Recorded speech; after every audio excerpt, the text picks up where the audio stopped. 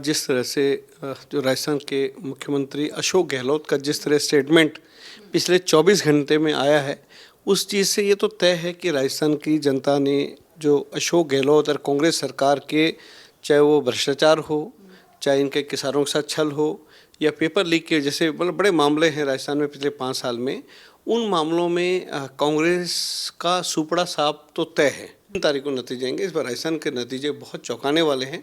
200 विधानसभाओं में मुझे लगता है कि 160-65 से ज़्यादा भी वहाँ पे भारतीय जनता पार्टी के विधायक जीत के आएंगे और कांग्रेस के बहुत बड़े दिग्गज नेता हैं, जो बड़े बड़े वहाँ के कांग्रेस में राजस्थान में बड़े चेहरे हैं, उनकी जमानतें जब्त होने वाली हैं। ऐसे नतीजे राजस्थान से आ रहे हैं क्योंकि महिलाओं का जो अपमान, पेपर लीक और तीसरा किसानों के साथ जो छल है, ये इस कांग्रेस सरकार को राजस्थान के साथ साथ में 2024 में जो लोकसभा चुनाव आएगा उसमें भी इनका बिल्कुल इनका बंटाधार होने वाला है। नमस्कार, स्वागत है आपका हमारे चैनल पर। मैं हूं आपके साथ शिप्रा सैनी। राजस्थान विधानसभा चुनाव थम चुका है। किसकी पार्टी की सत्ता वहां पर बन रही है, इस पूरे मामले पर विस्तार से बातचीत करेंगे। बीजेपी के नेता विनोद बछेती जी हमारे साथ हैं। सर, बहुत बहुत स्वागत है आपका। क्या लगता है कि बीजेपी जीत का दावा लगातार कर रही है, लेकिन कितनी सीटें लाने में कामयाब होगी? क्या गहलोत सरकार को हरा पाने में कामयाब होगी? क्या तैयारी बीजेपी ने की थी और वो रणनीति जो है एक तरीके से चुनाव अगर कैंपेन में देखा जाए तो वो सफल रही है? क्या लगता है आपको? नहीं, देखिए, आज जिस तरह से जो राजस्थान के मुख्यमंत्री अशोक गहलोत का जिस तरह स्टेटमेंट पिछले 24 घंटे में आया है, उस चीज़ से ये तो तय है कि राजस्थान की जनता ने जो अशोक गहलोत और कांग्रेस सरकार के, चाहे वो भ्रष्टाचार हो, चाहे इनके किसानों के साथ छल हो या पेपर लीक के जैसे मतलब बड़े मामले हैं राजस्थान में पिछले 5 साल में, उन मामलों में कांग्रेस का सुपड़ा साफ तो तय है ना। सुपड़ा साफ मीन्स इनकी जमानतें जब्त वाली बात है। और पिछले 5 साल में कांग्रेस जिन झूठे वादों को करके राजस्थान में आई थी, उसमें सबसे बड़ा मुद्दा था कि इन्होंने कहा था कि अगले 10 दिन जैसी सरकार बनेगी 10 दिन में हम किसानों के सारे कर्जे माफ होंगे। लेकिन आज आप राजस्थान में 70% जो लोग हैं, राजस्थान प्रदेश है वो कृषि मतलब किसान है, लोग हैं वहाँ पे, कृषि वहाँ पे मेन वहाँ पर उनका रोजगार है। तो उनका लगता है कि कांग्रेस सरकार ने इनसे झूठ वादे करके और 5 साल राज किया और अंत तक इनके जो है कि वो इनके कर्जे माफ नहीं गए। दूसरा, पिछले 5 साल में राजस्थान में शिप्रा जी 32,000 मामले महिलाओं के साथ छेड़, दुष्कर्म, हत्याएं, लूट की महिलाओं के साथ है। 32,000 मामले पिछले 5 साल में। तो ये महिला सशक्तिकरण की बात करते हैं। देखिए कितने बड़े दुर्भाग्य की बात है कि जिनकी पार्टी की राष्ट्रीय पूर्व अध्यक्ष सोनिया गांधी हो, उस पार्टी के देखो उस पार्टी के एक शासन जहाँ राजस्थान में है वहाँ इतने 32,000 मामले आए। तीसरा मामला है कि पिछले 5 साल में 17 पेपर लीक हुए अलग अलग भर्तियों के 5 साल में।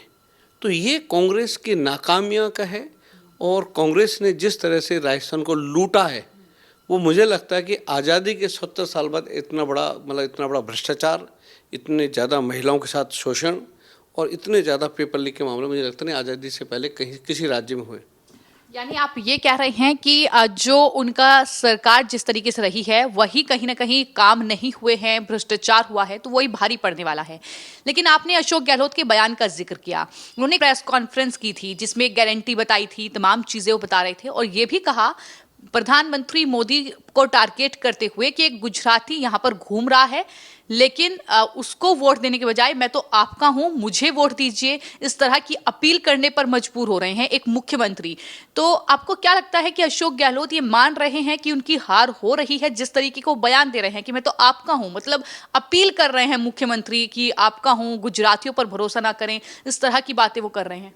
नहीं, देखिए, अशोक गहलोत देखो क्या था कि जो अशोक गहलोत का जिस तरह स्टेटमेंट है, इनके मंत्रियों का स्टेटमेंट है, इनके विधायकों का स्टेटमेंट है, इसी अशोक गहलोत के एक विधायक याद होगा आपको, राजेंद्र जी, एक वो लाल रंग की डेयरी जिसमें करोड़ों रुपए के भ्रष्टाचार के पूरे खाके उसके अंदर है, और अशोक गहलोत उस राजेंद्र के पीछे है कि भाई डेयरी दो, तो वो उस इन्हीं के पार्टी के विधायक। हम देखिए, भाजपा तो बोल नहीं रही, इन्हीं की पार्टी का कांग्रेस का नेता, कांग्रेस का विधायक कांग्रेस सरकार के ऊपर सवाल खड़ा कर रहा है कि भाई इतने करोड़ रुपए का आपने जो घपले, किस किस विधायक, किस किस मंत्री, मुख्यमंत्री ने कितना पैसा लिया, कहाँ से लिया, है ना। तो इनके जो देखिए सबसे बड़ी चीज़ की कांग्रेस का ऐसे ऐसी भी विधानसभाएं में, क्योंकि स्वयं एक महीने में राजस्थान में रहा, और जिस तरह से कांग्रेस के प्रति लोगों की एक बिल्कुल मतलब उनका नकारात्मकता आ गई है, और उनको लगता है कि ये लोग झूठ बोलते हैं केवल। अभी कांग्रेस ने 7 गारंटी कार्ड लेके घूम रहे हैं, किसी भी सभा में जाओगे तो एक मतलब पिंक कलर का बोर्ड है, 7 गारंटी। तो लोग और जनता और किसान पूछ रहे हैं भाई कि जो एक गारंटी का आप हमें जवाब दीजिए, जो आपने हमसे 5 साल पहले कही थी कि किसानों के सारे कर्जे माफ हुए, वो क्यों नहीं हुए। ये इनकी बौखलाहट है, और ये सरकार का जाना लगभग तय है।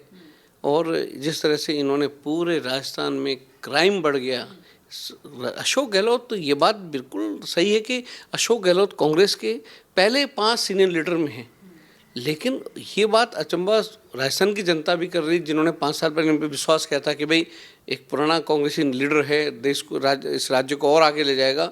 लेकिन अब लोगों को इनकी उनको लगता है कि इन लोगों ने हमेशा छल किया, हमेशा धोखा दिया, और जिस तरह को मतलब राजस्थान सीधा 20 साल पीछे चला गया। आपने जिक्र किया, लेकिन इन चुनावों में बीजेपी ने जो कैंपेन किया है उसमें एक बात का जिक्र जरूर किया है कि अशोक गहलोत और सचिन पायलट के बीच जो वहां पर लड़ाई है, जो जंग है, आपस में 2 खेमे बटे हुए हैं। क्या आपको लगता है कि जो भ्रष्टाचार हुआ है, जो विकास कार्य नहीं हुआ, जो राजस्थान की जनता के साथ गारंटी तय की गई थी वो पूरी नहीं हुई, तो क्या ये जो सरकार 5 साल तक चली है ये आपस में ही लड़ती रही, इसलिए वहां ध्यान नहीं गया, काम नहीं किया गया? तो क्या ये भी एक बड़ी वजह है और इसका भी खामियाजा जो है चुनाव में उन्हें भुगतना पड़ेगा? बिल्कुल बिल्कुल, बहुत अच्छा आपने कहा कि देखिए 5 साल, ये तो सब जानते हैं कि अशोक गहलोत और सचिन पायलट हर 2 महीने 3 महीने अपने सचिन पायलट 10-15 विधायकों को लेके दिल्ली आ जाएं, उनके पीछे अशोक गहलोत आए। इसका जो है, इनके जो विधायक है, जो मंत्री हैं, उनको ये लगा कि भाई कहीं ना कहीं सरकार कभी भी गिर सकती है और चुनाव हो सकते हैं, तो हमें चुनाव के लिए खर्चा कहाँ से निकालना है। तो जो दुनिया भर के इन्होंने जितने इनके विभाग है, चाहे पर्यटन हो, चाहे जल हो, चाहे चीज़ें हो, उनमें इन्होंने भ्रष्टाचार पे भ्रष्टाचार करते चले गए।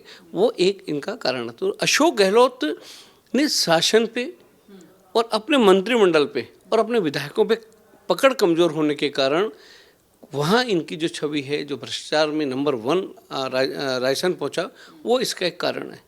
दूसरा, पुलिस का देखिए, आज देखिए जो महिला सशक्तिकरण की हम इस टाइम मोदी जी जिस तरह उन्होंने 33% आरक्षण, जो नई संसद बनी है ना, और दूसरी तरफ कांग्रेस की सोच महिला को। यहाँ पर सवाल तो ये भी उठता है कि प्रियंका गांधी वाड्रा जो यूपी में लड़की हूं लड़ सकती हूं कैंपेन चला रही थी, लेकिन वहां पर जब जाती हैं, जब चुनावी सभा को संबोधित करती है, वहां कोई मामला आता है तो वो एकदम चुप हो जाती हैं। तो अगर वो लड़की हूं लड़ सकती हूं ये कैंपेन चलाती हैं, तो फिर चाहे कांग्रेस शासित राज्य हो चाहे बीजेपी शासित राज्य हो, महिलाओं के लिए हर जगह एक जैसा उन्हें रवैया दिखाना चाहिए। लेकिन ये राजनीति नहीं तो और क्या है, और वोट बैंक के लिए ये सब कुछ नहीं हो रहा है तो और क्या है? बिल्कुल बिल्कुल बिल्कुल। देखिए जिस तरह से मैं कहता हूँ, राजस्थान में 3 इस बार चुनाव में मुद्दे थे। एक मुद्दा था पेपर लीक का, दूसरा महिलाओं के साथ जो 32,000 केस हुए वो था, और तीसरा था जो कि मतलब इनके जो किसानों के प्रति चलता।